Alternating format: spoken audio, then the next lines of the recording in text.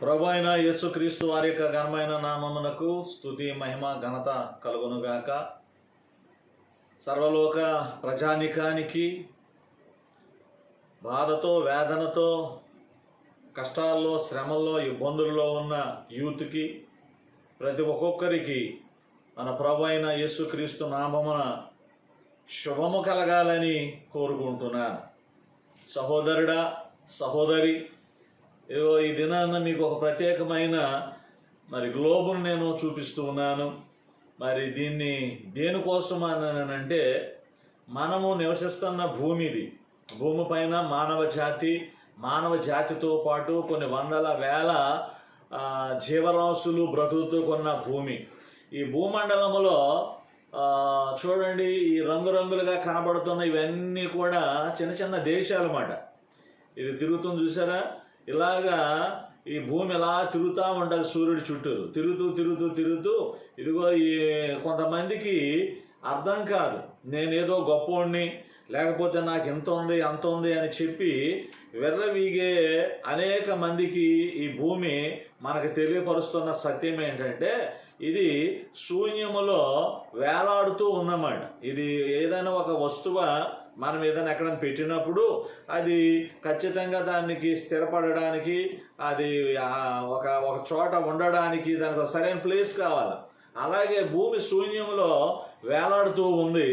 ఈ శూన్యంలో వేలాడుతున్న ఈ భూమి చూడండి, భారతదేశం అని ఇండియా మ్యాప్లో మీరు చూసినట్లయితే ఒక 2 అంగుళాలు కనబడుతుంది, కొద్దిగా మాత్రమే కనబడుతుంది అన్నమాట.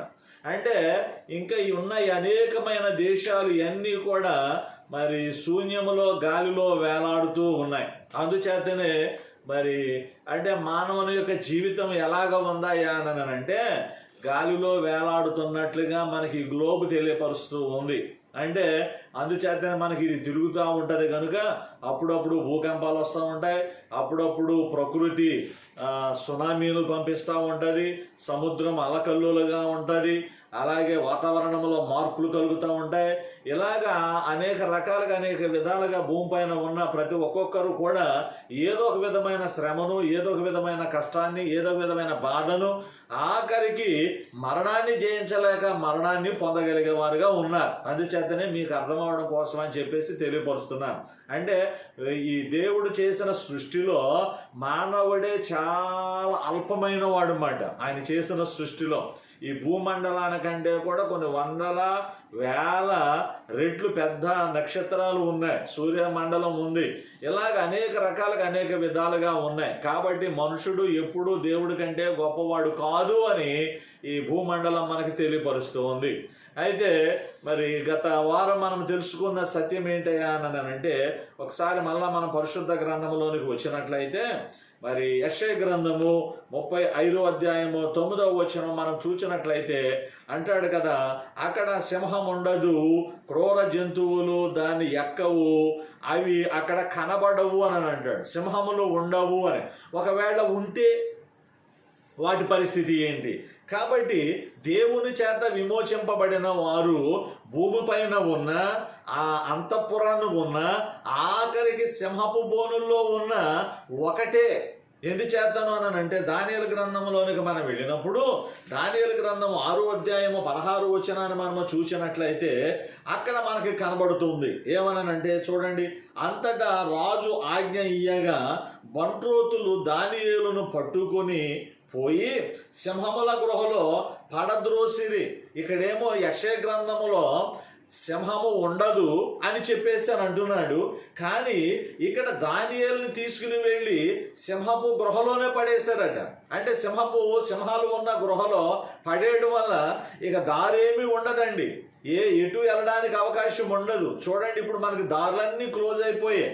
ఇప్పుడు దానియేలు సింహపు గృహలో పడేశారు. ఇప్పుడు మొత్తం యావత్తు ప్రపంచమే కరోనా గృహలో పడిపోయింది. యావత్తు ప్రపంచం మొత్తం 265 270 దేశాలు ఉన్నాయి. ఇదిగో ఈ భూమండలం అంతా కూడా చూసినట్లయితే మీరు మీ ఇళ్లలో కూడా మీరు చదువుకున్న వారైతే మీకు తెలుస్తూ ఉంటుంది. ఇప్పుడు ఇదంతా కూడా ఎక్కడ ఉందా అని అంటే కరోనా కోరల్లో పడిపోయింది. దానియేలును ఒక్కడ మాత్రమే సింహపు గృహలో వేశారు. కానీ దానియేలు సింహపు గృహంలో వేస్తే దానియేలు భయపడలేదు, దానియేలు దిగులు పడలేదు, దానియేలు సూసైడ్ చేసుకోలేదు, దానియేలు పారిపోలేదు. దానియేలు అయ్యా రాజుగారు, మరి మీరు చెప్పిన శాసనానికి నేను తల వంచుతాను, కాబట్టి నన్ను విడిపించండి అని చెప్పి దానియేలు రాజును బ్రతిమలాడలే. ఎందుచేతనంటే ప్రతి మనిషికి కూడా మనం ఆరాధించే దేవుని యొక్క బలము తెలిసి ఉండాలండి. ఇది తెలియకపోతే ప్రతి వ్యక్తి కూడా బలహీనుడే. ఎందుచేతనంటే భర్త యొక్క బలము భార్యకి తెలియకపోతే భార్య చాలా చీపుగా చూస్తుంది. మొన్న వాళ్ళు ఎవరో నన్ను కొడతాకు వస్తే కనీసం మాట కూడా అనలేకపోయావు నీవు అని చెప్పి భార్య ముందు భర్త చాలా అవహేళన పడిపోతాడు. అలాగే బిడ్డలు కూడా తల్లిదండ్రులను ఎవరైనా ఏదైనా అన్నప్పుడు బిడ్డలు మాట్లాడకపోతే ఏం పుట్టారా మీరు, మీ నాన్న కొడతాకు వస్తే కనీసం వెళ్ళి పలకరించలేదు, కనీసం వెళ్ళి మాట అనలేదు అని చెప్పి భార్య బిడ్డల్ని అంటే వాళ్ళ అమ్మ వాళ్ళని అంటానికి సరిపోతుంది. గల కారణం ఏంటంటే బలము, ఇక్కడ బలము కావాలి. అలాగే మనం అందరము కూడా ప్రతి ఒక్కరికి దేవుడు ఉన్నాడు, ప్రతి దేశంలోనూ దేవుడు ఉన్నాడు. ఇదిగో ఇన్ని దేశాలు కనబడుతున్నాయి, ఇన్ని దేశాల్లో ఇన్ని రాష్ట్రాల్లో కొన్ని వందల వేల లక్షల కోట్ల దేవుళ్ళు ఉన్నారు. ఈ కోట్ల దేవుళ్ళలో ఏ దేవుడు మనకి సహాయకుడిగా, ఏ దేవుడు మనకి విమోచకుడిగా, ఏ దేవుడు మన భద్రపరచువాడిగా, ఏ దేవుడు మనకి కాపరిగా ఉంటాడో ఆ స్టామినా, ఆ బలం నీకు తెలియాలి. ఆ బలం నీకు తెలియకపోతే నీ భక్తి, నీ ప్రార్థన జీవితం అంతా కూడా వ్యర్థమైపోతుంది. అందుచేతనే దానియేలు నమ్ముకున్న దేవునికి దానియేలుకి పూర్తిగా తెలుసు. అందుచేతనే రాజుగారు దానియేలు సింహపు బోనులో వేసినప్పుడు సింహపు బోనులోకి వెళ్ళడానికి చాలా ఆతృత పడుతున్నాడట. మనమైతే అమ్మో ఇంత శ్రమ అని చెప్పి ఆ సింహపు గృహ దగ్గరికి తీసుకుని వచ్చేటప్పటికే మన మనసు చేంజ్ అయిపోతుందండి. ఎందుచేతనంటే మనుషులం కదా, మారిపోతారు. అప్పటికప్పుడే కష్టాలు వచ్చినప్పుడు ఒకలాగా ఉంటాం, అప్పుల్లో ఉన్నప్పుడు ఒకలాగా ఉంటాం, బాధల్లో ఉన్నప్పుడు ఒకలాగా ఉంటాం, కలిసి వచ్చినప్పుడు ఒకలాగా ఉంటాం, కోట్లు వచ్చినప్పుడు అసలు నీ ముందు ఎవరో కూడా దేవుడు కూడా కనబడ్డు. ఎందుచేతనంటే తప్పు నీది అనను నేను, మనుషులు అంతే అలాగే ఉంటారు. ఎందుచేతనంటే మనుషులు వేరండి, మనుషుల్లో దేవుని ఆత్మ కలిగిన మనుషులు వేరు.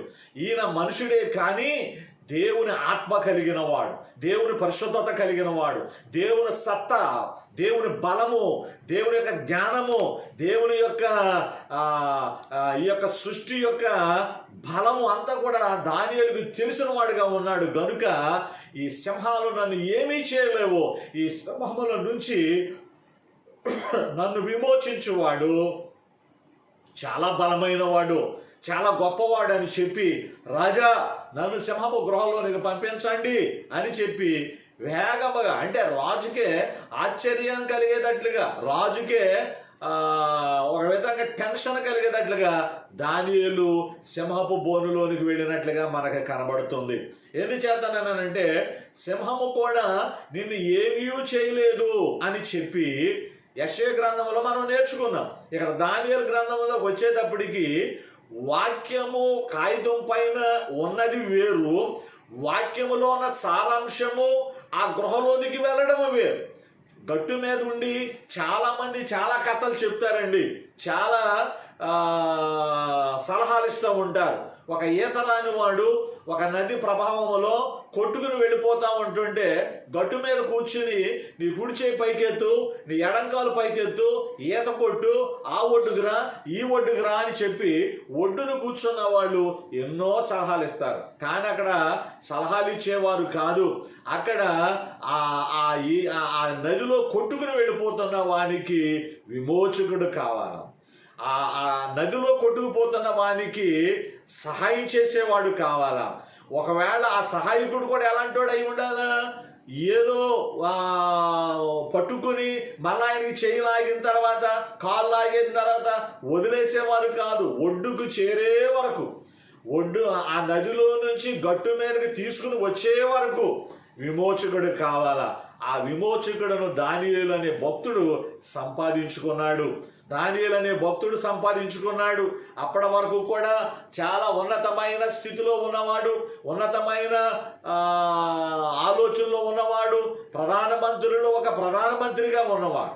అయితే అసలు ఈ శ్రమలో ఈ దానియేలును ఈ శ్రమలో ఈ సింహపు బోనుల్లో వేయడానికి గల కారణం ఏంటి అని అంటే, మనము దానియేలు గ్రంథం 6వ అధ్యాయం 10వ వచనం మనము చూసినట్లయితే ఇక్కడ మనకి కనబడుతుంది శ్రమలు.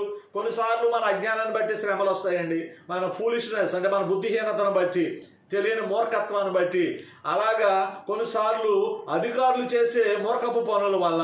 చూడండి, హిట్లర్ వల్ల యూదులకి చాలా శ్రమలు వచ్చాయి. 6 లక్షల మందిని ఒకే గృహలో బంధించి మరి వాళ్ళందరినీ మరణానికి కారకుడయ్యాడు. అలాగే నాయకులు కూడా కొన్నిసార్లు మనకి చాలా శ్రమలు ఇబ్బందులు కలుగుతూ ఉంటాయి. అలాగే దానియేలుకి మరి ఈ శ్రమ ఎందుకు వచ్చింది, ఈ కష్టం ఎందుకు వచ్చింది? మనందరికీ కూడా వాడిక. ఎవరికైనా ఏదైనా బాధ వచ్చినా కష్టం వచ్చినా ఏమో ఏం చేశాడో ఈ బాధ అనిపిస్తున్నాడు, ఏమో ఏమైందో ఈ కష్టం అనిపిస్తుంది అని లోకస్తులందరూ కూడా సూటిపోటి మాటలు మనం అంటా ఉంటారు. కానీ మరి దానియేలుకు వచ్చిన కష్టము, దానియేలు ఏ తప్పు చేశాడండి సింహపు గృహలో వేయడానికి అని అంటే, ఈ అధ్యాయంలో మనం చదివితే చక్కటి మాట ఉందండి. చూడండి, దానియేలు గ్రంథం 6వ అధ్యాయము 10వ వచనములో, ఇట్టి శాసనము సంతకము చేయబడినను దానియేలు తెలుసుకొనెనను, అతడు తన ఇంటికి వెళ్ళి యథాప్రకారముగా అనుదినము ముమ్మారు మోకాళ్ళుని తన ఇంటి పైగది కిటికీలు యెరూషలేము తట్టునకు తెరవబడి ఉండగా తన దేవునికి, ఇక్కడ చూసారా, తన దేవునికి. ఏమో లోకంలో ఎంతోమంది దేవుళ్ళు ఉన్నారు. నీ దేవుడు ఎలాంటి దేవుడు? నీ ప్రార్థన ఆలకించే దేవుడా, నీకు సహాయం చేసే దేవుడా, నిన్ను బయలుపరిచే దేవుడా, నువ్వు కష్టంలో ఉంటే తలపైన చెయ్యి వేసి నిమిరే దేవుడా, నిన్ను ఆయన ఒడిలో పెట్టుకునే దేవుడా? దానియేలు అంటున్నాడు తన దేవునికి. ఎంత చక్కటి మాట్లాడండి. తన దేవునికి ఏం చేస్తున్నాడట? ప్రార్థించుచు ఆయనను స్తుతించుచు వచ్చాను. ఎలాంటిది? ఆ దినాలలో మరి ఎవరు కూడా ఏ దేవుణ్ణి కూడా కొలవకూడదు, ఏ దేవుణ్ణి కూడా ఆరాధన చేయకూడదు. అందరికీ దేవుళ్ళు ఉన్నారు, కానీ ఏ దేవుణ్ణి కూడా ఎవరు కూడా కొలిసి ఏ దేవుడిని కూడా ఆరాధించకూడదు. ఈయన ప్రధానమంత్రులలో ఒక ప్రధానమంత్రి అయినప్పటికీ, అతను అధికార రూపముగా ఉన్నతమైన స్థానములో ఉన్నప్పటికీ, అతనిని అంత అత్యున్నతమైన సింహాసనము మీదకి తీసుకుని వెళ్ళిన దేవుడు మాత్రము విడిచిపెట్టలేదు. ఇది మనం తెలుసుకోవలసిన సత్యమై ఉంది. కొంతమందికి కొన్ని ఆర్థిక అవసరాలు తీర్చబడిన తర్వాత దేవుడు లేడు, దెయ్యము లేదు అని చెప్పి వదులుకొని జీవితాలను నాశనం చేసుకున్న వారు లక్షల్లో తెలిసిన వారు నాకు ఉన్నారండి. ఒకప్పుడు వారి జీవితము ఎంతో భక్తి శ్రద్ధలతోటి ఉండేది. వారు పేదరికములో ఉన్నప్పుడు, దేవుని ఆరాధించినప్పుడు, దేవుని సన్నిధిలో ప్రార్థించినప్పుడు దేవుడు వారి పేదరికాన్ని విమోచించి, పేదరికం ఒక శాపం అండి. పేదరికము ఈ లోకములో ఉన్న కరోనా కంటే భయంకరమైనది. కరోనా కనీసం 14 రోజులు ఇంటెన్సివ్ కేర్లోకి వెళితే ఆ డాక్టర్లు ఇచ్చిన సలహాలు మందుల ద్వారా తగ్గుతుంది. కానీ పేదరికము వచ్చింది అని అంటే నీ జీవిత కాలం అంతా కూడా అది నిన్ను వెంటాడుతూ ఉంటుంది. నీ తర్వాత నీ పిల్లలు, నీ పిల్లల తర్వాత నీ మన సంతానం, ఇదంతా కూడా కరోనా కంటే భయంకరమైంది. అందుచేతనే పేదరికాన్ని జయించలేక, పేదరికాన్ని ఈ పోరాటములో జీవితం పొందలేక, సక్సెస్ లైఫ్ పొందలేక వందల్లో లక్షల్లో సూసైడ్ చేసుకునే వారు అనేక మంది ఉన్నారు. వ్యాపారంలో లాస్ వచ్చినప్పుడు అలాగే చనిపోయేవారు ఉన్నారు, అలాగే వ్యవసాయం పండనప్పుడు చనిపోయేవారు ఉన్నారు, అలాగే చదువుకుని మంచి ఉద్యోగం రాకపోతే చనిపోయిన వారు ఉన్నారు. కానీ దానియేలుకు వచ్చిన కష్టాన్ని బట్టి సూసైడ్ చేసుకోలేదు ఆయన.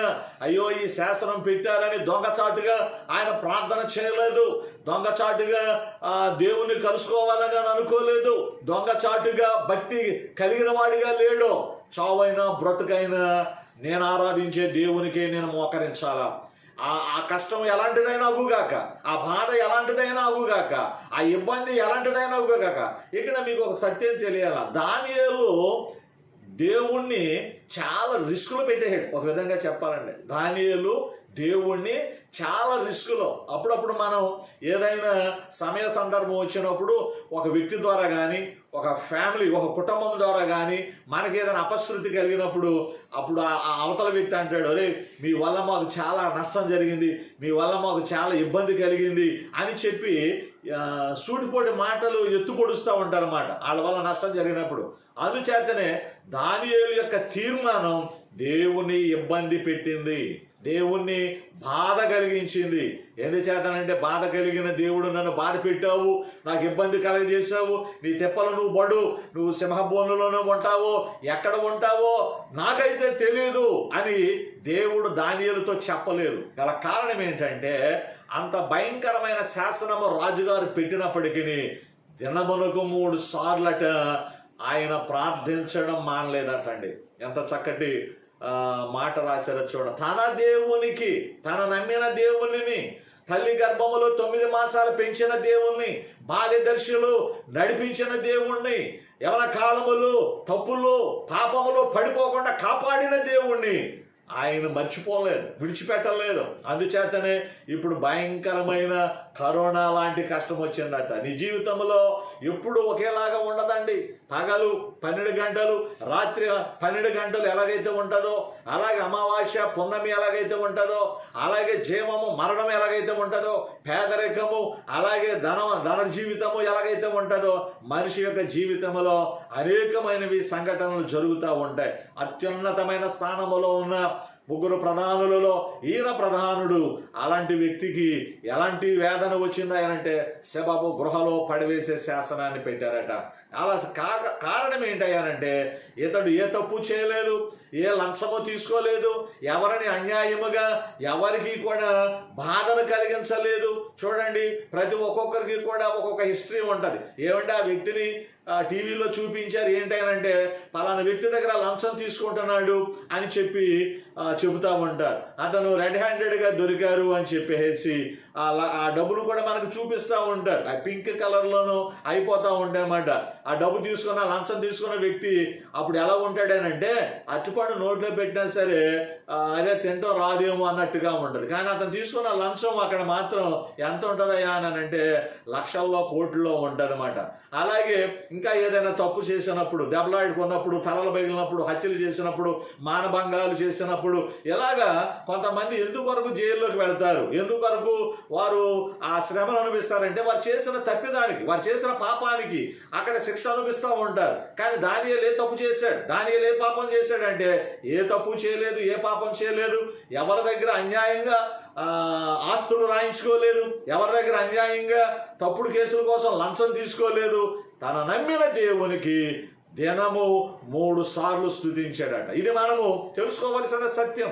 మనము ఎప్పుడైతే దేవుణ్ణి శ్రమకాలములు, కష్టకాలములో దేవుని మనము స్తుతిస్తామో దేవుడే మన పక్షమున దిగి వస్తాడండి. ఇది సత్యం, నేను తెలుసుకున్న సత్యం. నా 62 సంవత్సరాల జీవితంలో అనేక సందర్భాలలో అనేక సార్లు అనేక బాధలు, అనేక ఇబ్బందులు, అనేక అగచాట్లు, అనేక ఇరుకులు వచ్చినప్పుడు నా దేవుణ్ణి నేను ఆరాధన చేసినప్పుడు, ఈ దానియేలు చెప్పిన సత్యాన్ని నేను కూడా పాటించినప్పుడు దేవుని యొక్క దూతలు మా మధ్యకు రావడం, మమ్మల్ని ధైర్యపరచడం, మమ్మల్ని బలపరచడం, ఆ శ్రమలలో నుంచి, ఆ ఇబ్బందులలో నుంచి విడిపించి వాగ్దాన భూమిలో మేము ప్రశాంతమైన జీవితాన్ని గడిపే స్థితిని దేవుడు మాకు దయచేశాడు. గల కారణం ఏంటంటే ఇది మా దగ్గర ఉన్న ధనాన్ని బట్టి కానీ, మా దగ్గర ఉన్న జ్ఞానాన్ని బట్టి కానీ, మా బంధువుల యొక్క బలాన్ని బట్టి కానీ, మా బలాన్ని బట్టి కాదు, కానీ దేవుణ్ణి ఆరాధించే విధానాన్ని బట్టి దేవుడు తన కృపను సమృద్ధిగా ఇస్తాడు. తన కృప ఎవరికైతే, ఏ వ్యక్తికైతే, ఏ ఇంటికైతే సమృద్ధిగా దొరుకుతుందో వారు విమోచింపబడతారట. అక్కడ ఆర్థికంగా విమోచింపబడాలి, అలాగే భూలోకంలో ఆరోగ్యకరముగా విమోచింపబడాలి. ఇవాళ ప్రపంచం అంతా కూడా కరోనా బోనులో ఉంది.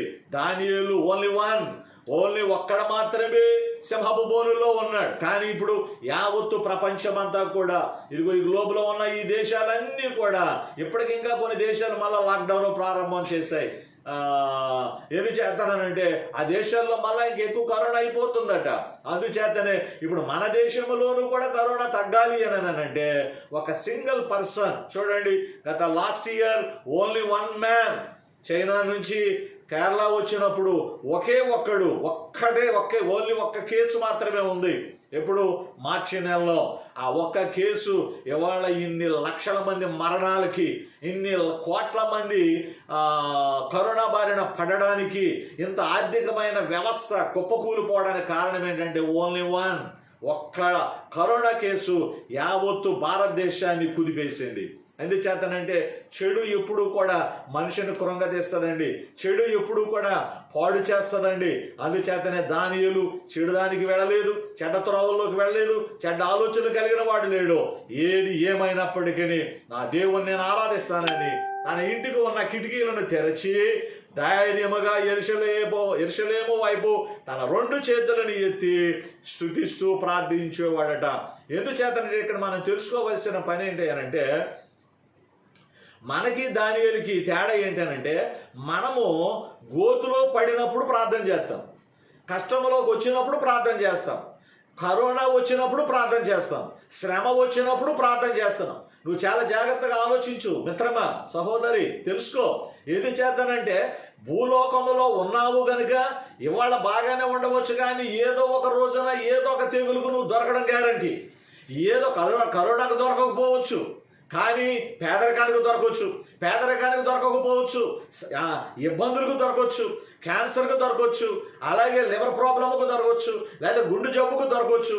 ఎన్ని రకాలైన జబ్బులు ఉన్నాయి. డాక్టర్లు కూడా అంతుపట్టని జబ్బులు. ఇప్పుడు మధ్యన చూడండి, బ్లాక్ ఫంగస్ అట, రెడ్ ఫంగస్ అట, వైట్ ఫంగస్ అట, ఎల్లో ఫంగస్ అట, ఇంకా ఏదో క్రీమ్ అట, ఇంకా ఏవేవో డాక్టర్లు వచ్చిన ఈ వైరస్లకి పేరు పెట్టలేకపోతున్నారు. అందుచేతనే వచ్చిన తర్వాత ములిగిన తర్వాత నువ్వు ప్రార్థన చేయడం కాదు. దానియేలు మనకి ఇక్కడ నేర్పించింది. రాబోయే రోజుల్లో దాని గురించి ఆయన ముందుగానే మోకరించాడు, రాబోయే కష్టాన్ని గురించి ముందుగానే మోకరించాడు. ఇంకొక 1 రోజుల్లో దానియేలును బంధిస్తారు అనగానే ఆయన యెరూషలేము వైపు తన చేతులెత్తి తన ఇంటికి వెళ్ళి మోకరిస్తూ ప్రార్థన చేసేవాడు. దానియేలు ఈ సమయంలో ఎక్కడికి వెళ్తున్నాడని తన పైన అసూయ కలిగిన వారు, తన పైన ద్వేషము కలిగిన వారు దానియేలు వెంబడిస్తూ ఉంటుంటే, దానియేలు తిన్నంగా వెళ్ళి డైనింగ్ టేబుల్ దగ్గరికి తిన్నంగా వెళ్ళి తన డబ్బు ఎక్కడైతే దాచుకున్నాడో ఆ ధనం దగ్గరికి వెళ్ళలేదు, అధికారుల దగ్గరికి వెళ్ళలేదు. తనకు రోజు ఒక అలవాటు ఉందన్నమాట. ఏం అలవాటు అయ్యానంటే, తన దేవునిని ఆరాధించుకునే అలవాటు, తన దేవుణ్ణి స్తుతించుకునే అలవాటు. ఎందుచేతనంటే, రేపు అనేది మనకు తెలియదు. ఈ క్షణము నీకు తెలుసు, కానీ రేపేం జరుగుతుందో నీకు తెలియదు. అందుచేతనే రేపేం జరుగుతుందో తెలియదు కనుకనే ఈ రోజున మరి ఇన్ని కోట్ల మంది ఈ కరోనా బారిన పడ్డారు. ఈ కరోనాతోటి భర్తలు పోగొట్టుకున్నారు, ఈ కరోనాతోటి పిల్లలు పోగొట్టుకున్నారు. దానియేలు అందుచేతనే ముందు జాగ్రత్త పడి కష్టం వచ్చినప్పుడు ప్రార్థించడం కాదు, సమస్యలు వచ్చినప్పుడు ప్రార్థించడం కాదు, ఇబ్బందులు వచ్చినప్పుడు ప్రార్థించడం కాదు, తన ఇంటికి వెళ్ళి దినానికి 3 సార్లు మోకరించి ప్రార్థన చేసేవాడట. అందుకొరకు అతనికి వచ్చిన గిఫ్ట్, అతనికి వచ్చిన బహుమానం ఏంటి అని అంటే, సింహపు గృహలో పడివేశారు. దానియేలు తెలుసు, సింహాలే కాదు, ఆఖరికి ముసళ్ళు ఉన్న నదిలో పడేసిన, ఆఖరికి 1000 ఏనుగులను తీసుకొచ్చి తొక్కిచ్చిన, అలాగే ఇంకా క్రూరమైన జంతువులు, విషసర్పాలు, అలాగే ఇంకా లోకంలో ఉన్న ఎన్నిటి మధ్య దానియేలు ఉంచిన దానియేలు భయపడ్డు గల కారణం ఏంటంటే, దానియేలు కూడా మళ్ళాగే పుట్టాడు, దానియేలు కూడా మళ్ళాగే పెరిగాడు. కానీ ఆయన పుట్టి యవన కాలంలో పెరుగుతూ ఉండగా తెలుసుకున్న సత్యం ఏంటయ్యా అని అంటే, విమోచకుడు ఒకడు ఉన్నాడు. ఆ విమోచకుడిని మనం పట్టుకుంటే, ఆ విమోచకుడిని మనం సంపాదించుకుంటే, ఇవాళ రాకపోవచ్చు కానీ రేపు వచ్చే కష్టానికి, రేపు రాకపోవచ్చు కానీ ఎల్లుండి వచ్చే కష్టానికి, ఎల్లుండి రాకపోవచ్చు కానీ వచ్చే నెల వచ్చే కష్టానికి ఆయన సహాయకుడై ఉంటాడని చెప్పి దానియేలు ముమ్మారు ప్రార్థన చేశాడు. ఆ ముమ్మారు చేసిన ప్రార్థనకు ప్రతిఫలముగా దానియేలు ఏమయ్యాడండి అని అంటే, సింహపు గృహలో పడవేయబడ్డాడు. సింహములకు గృహలో పడవేసినప్పుడు ఆ రోమా వారు ఏం చేసేవారు అని అంటే, 3 రోజులు వాటికి ఏ ఆహారం పెట్టరండి, ఏ ఆహారం కూడా వాటికి వేయరు, మాంసం వేయరు. వాటికి వేయిపోయేటప్పటికి 3 రోజులు మనం పస్తుంటే మనం ఎలా ఉంటాం చెప్పండి. 3 రోజులు ఆహారం లేక ఒకేసారి మన డైనింగ్ టేబుల్ దగ్గర తీసుకువెళితే ఇక ఆకలి సిగ్గెరగదని అని అంటారు, రుచి ఎరగదు అని అంటారు. అలాగా మరి అది రుచి లేని ఆహారం అయినా ఆడ చూస్తున్నారు ఈడ చూస్తున్నారు అని తారతమ్యం లేకోకుండా ఎడా పెడా తినేస్తాం మనం. ఎందుచేతనని అంటే ఆకలికి అంత ఇబ్బందికరమైన పరిస్థితి ఉంటుంది. అలాగే సింహాలకు ఆకలి ఉంచి దానియేలుని సింహపు గృహంలో వేశారు. అసలు ఈ ఆకలిగా ఉంచడానికి గల కారణం ఏంటంటే దానియేలుని చూసి ఏడ్చేవారు చాలా మంది ఉన్నారు. మనం తెలుసుకోవాల్సిన సత్యం ఏంటి అని అంటే మనం చూసి ఏడ్చేవారు ఉంటారు, మనల్ని చూసి బాధపడేవారు ఉంటారు, మనల్ని చూసి చాలా వేదన పడేవాళ్ళు ఉంటారు. పైకి నీ దగ్గర మంచిగానే మాట్లాడతారు, హలో బ్రదర్ అని అంటారు, హలో సిస్టర్ అని అంటారు. అది పక్కకి వెళ్ళిన తర్వాత నీకు గొయ్యి ఎప్పుడు తీయాలా, ఆ గోతులో నువ్వు ఎప్పుడు పడతావా అని ఆలోచించే సమాజము మధ్య మనం నివసిస్తున్నాం. ఏ కన్ను ద్వారా ఏ నాలుక ద్వారా నీకు శాపం వస్తుందో తెలీదు. బాగా ఆరాధన చేశావుగా, బాగా ప్రార్థన చేశావుగా, ఇప్పుడు ఏ దేవుడు నిన్ను తప్పిస్తాడో, ఏ దేవుడు నిన్ను విమోచిస్తాడో అని చెప్పి అతని పైన అనేక రకాలైన శాపాలు విడుదల చేసిన ఆ శత్రువులు దానియేలును సింహపు గృహలో పడవేసినప్పుడు ఆకలి కలిగిన సింహాలు దానియేలుని ఏమీ చేయలేదట. ఎందుచేతను ఏమీ చేయలేదు, దేని చేతను ఏమీ చేయలేదని అంటే చూడండి, మనము డిస్కవరీ కానీ అలాగే కొన్ని ఛానల్స్ మనం చూసినప్పుడు సింహం కానీ పులి కానీ మరి జింక దుప్పి ఏదైనా పరిగెడతా ఉంటుంటే అది దొరికే వరకు కూడా చాలా వేగవంతంగా పరిగెడతా ఉంటుంది. అసలు ఎంత స్పీడ్గా పరిగెడుతుంది అంటే ఆ పులి దాన్ని దొరికిన తర్వాత దాని కాలుతో కొడుతుంది. కాలు కొట్టిన తర్వాత వెనకాల పిక్క పట్టుకోదు, లేదా నడుము పట్టుకోదు. మీరు చూస్తారో లేదో, దాన్ని పడగొట్టి వెంటనే కంఠస్వరాన్ని పట్టుకుంటుంది. అంటే ఊపిరాడుకోకుండా చేసి దాన్ని చంపి ఆ తర్వాత దాని ఆకలి తీర్చుకుంటుంది. వాటికి ఉన్న లక్షణాలు అవి. కానీ మరి దానియేలుని చెయ్యి పట్టుకోలేదు, కాలు పట్టుకోలేదు, నడుము పట్టుకోలేదు. ఆకలేస్తున్నప్పటికీ అలా చూస్తున్నా అంతే. ఏంటి 4 కాళ్ళతోటి మనం ఉన్నాం, ఈ 2 కాళ్ళ వ్యక్తి ఎవరు అని చెప్పి దానియేలు చూస్తూ ఉండగా అక్కడ దానియేలు కనపడలేదు, కానీ దానియేలును విమోచించేవాడు, దానియేలును నమ్మిన దేవుడు ఏ దానియేలు అయితే ఏ దేవుడైతే నమ్మాడో ఆ దేవుడు ఆ యొక్క గృహలో ప్రత్యక్షమయ్యాడు గనుక ఆ రాత్రికాల సమయమంతూ కూడా ఆ సింహములో పండుకొని ఉంటే తన తల మరి సింహపు నడుం పైన పెట్టుకున్నట ప్రశాంతమైన నిద్రపోయాడని చెప్పి దేవుని యొక్క వాక్యం చెబుతుంది. ఆశ్చర్యం ఏంటి అంటే దానియేలు నిద్రపోయాడు, సింహాలు నిద్రపోలేదు.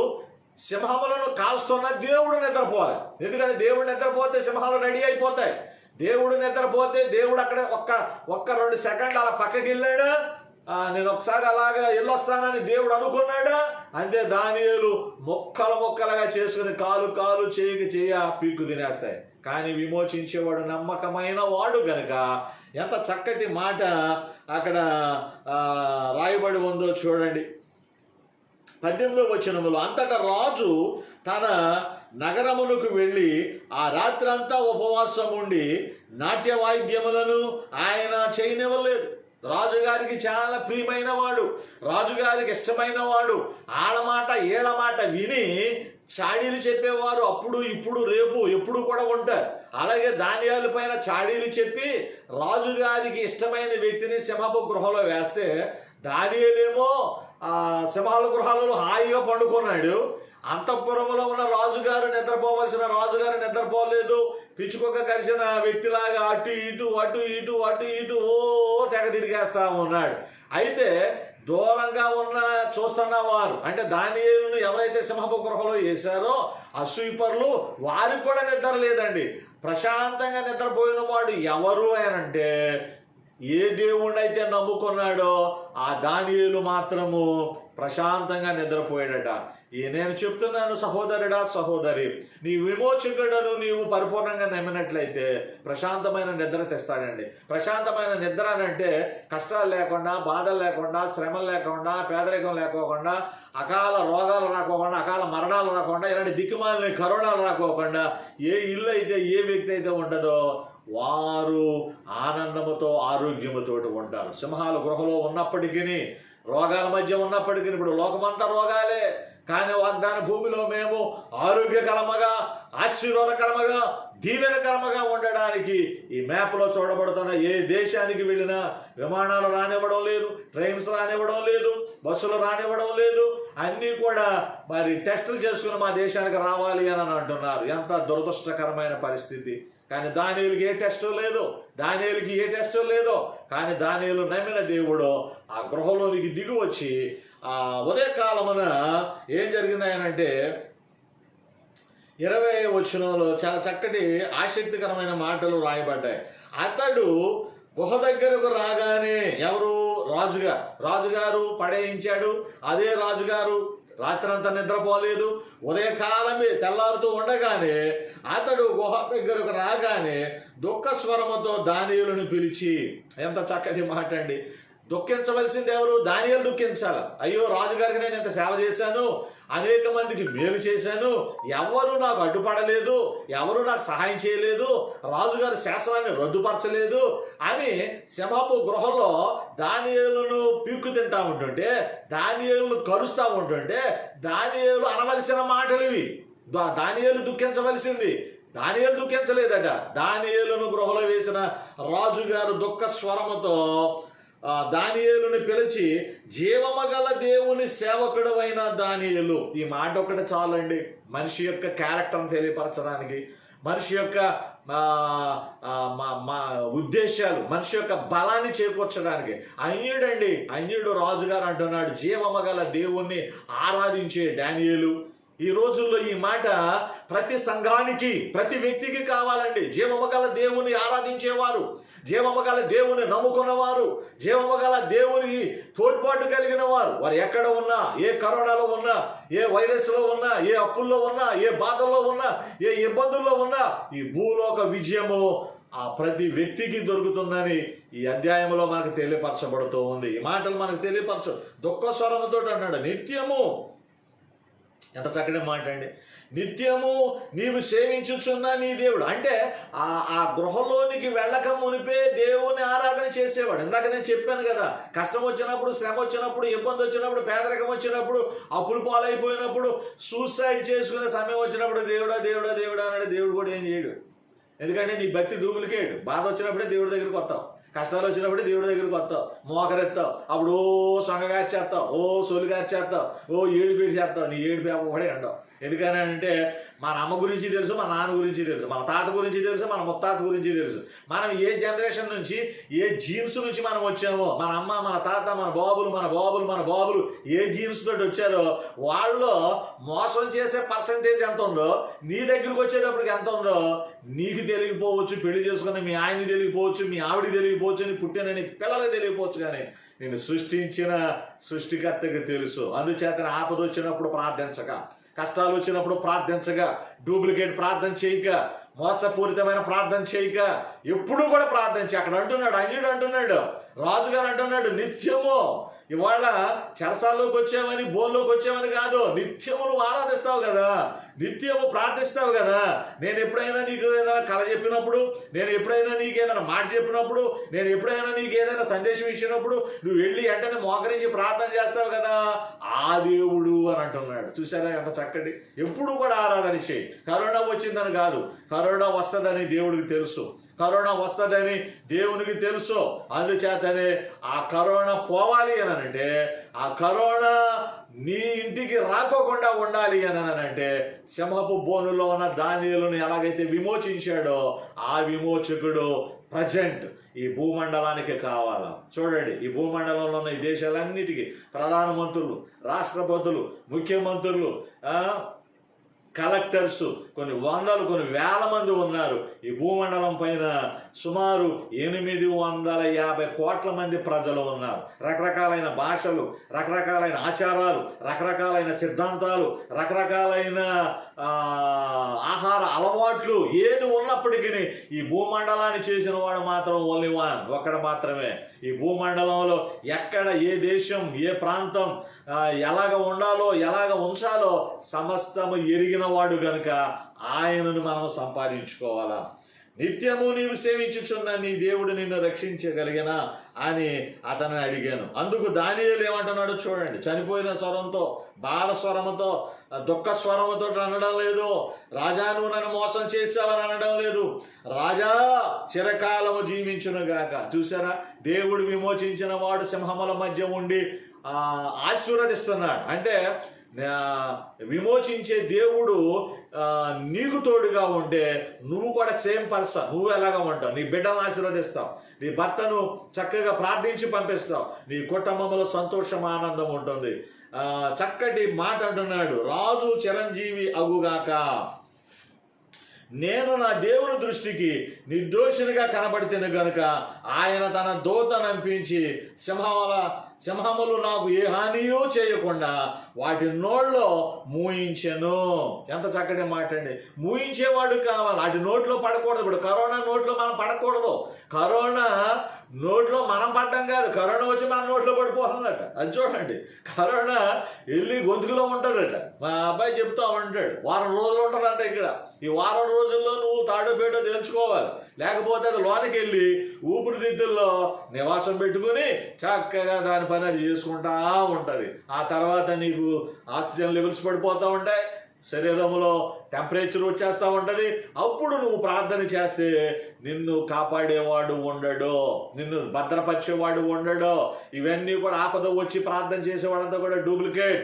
అంటే ఏంటయ్యానంటే, బాధలు వచ్చినప్పుడు, కష్టం వచ్చినప్పుడు, శ్రమ వచ్చినప్పుడు, ఇబ్బందులు వచ్చినప్పుడు ప్రార్థన చేస్తారు. అది దేవునికి అసహ్యమైన కార్యం, చిరాకైన పని మాట. ఎప్పుడు ప్రార్థన చేయి. ఆరోగ్యం ఉన్నప్పుడు ప్రార్థన చేయి, డబ్బు ఉన్నప్పుడు ప్రార్థన చేయి, కష్టాలు లేనప్పుడు ప్రార్థన చేయి, నీ భోజనపు బల్ల సమృద్ధిగా ఉన్నప్పుడు ప్రార్థన చేయి. ప్రభు, ఎవరికి లేని నాకు మంచి భోజనాన్ని ఇచ్చావు, ఎవరికి లేని మంచి ఆరోగ్యాన్ని ఇచ్చావు, నీకు రుణస్తున్నాయని చెప్పి ప్రార్థన చేయి. కష్టాల్లో ప్రార్థన కాదు, బాధల్లో ప్రార్థన కాదు. దానియేలు అలాంటి ప్రార్థన చేయలేదు. కష్టం రాకముందే, బాధలు రాకముందే, కరోనా రాకముందే గృహలో ప్రార్థన చేశాడు కనుక సజీవుడైన దేవుడు, ఆరాధన దేవుడు, దానియేలును విడిపించి ఆయనను మరలా తిరిగి ఉన్నతమైన స్థానంలోనికి ప్రధానమంత్రిగా చేసి, మరి ఎవరైతే దానియేలును సింహపు బోనులో పడేసి ఆనందించాలనుకున్నారో వారి జీవితాలు నాశనం అయిపోయినాయి. కాబట్టి సహోదరుడా, మరి కరోనా కాలంలో మనం ఉన్నాం. కరోనా సంచరిస్తుంది. దానియేలు ఒక్కడ మాత్రమే సింహాలు బోనులో పడ్డాడు, కానీ యావత్తు ప్రపంచం, ఇదిగో భూమండలం, నేను పదే నీకు ఎందుకు చూపిస్తున్నానంటే, ఇప్పుడు భూమండలం అంతా కూడా కరోనా కోరలో ఉంది. ప్రతి రాష్ట్రం, ప్రతి దేశం, ప్రతి తెగ కరోనా కరోనా కరోనా కోరలో ఉంది. కోరలో నుంచి తప్పించేవాడు, ఈ భూమిని సృష్టించిన వాడు, ఈ దేశాలను సృష్టించిన వాడు, ఈ కనబడుతున్న ఈ బ్లూ అంతా కూడా సముద్రం, ఈ సముద్రాలను సృష్టించిన వాడు ఎవరైతే ఉన్నారో అతనిని తెలుసుకొని అతని యందు నీవు ఉన్నట్లయితే దేవుడు దానియేలును విమోచించినట్లుగా నిన్ను విమోచించి నిన్ను ఆశీర్వాదకరముగా ఉంచుతాడు.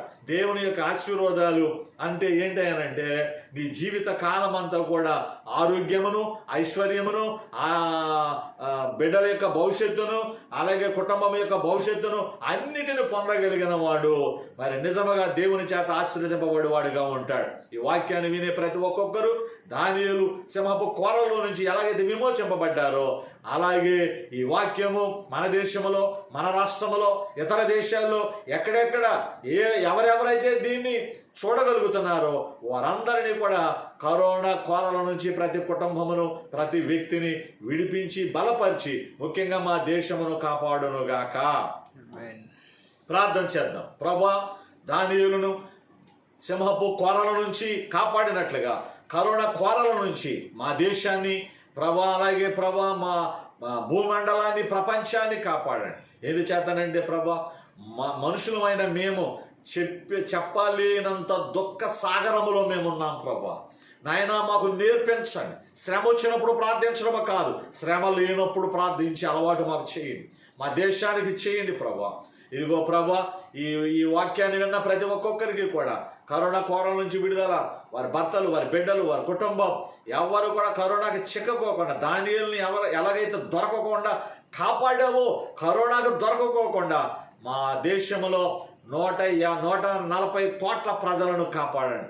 140 కోట్ల ప్రజలను కాపాడండి. ముఖ్యంగా యూత్ను కాపాడండి, యవనస్తులను కాపాడండి, చిన్నపిల్లలను కాపాడండి.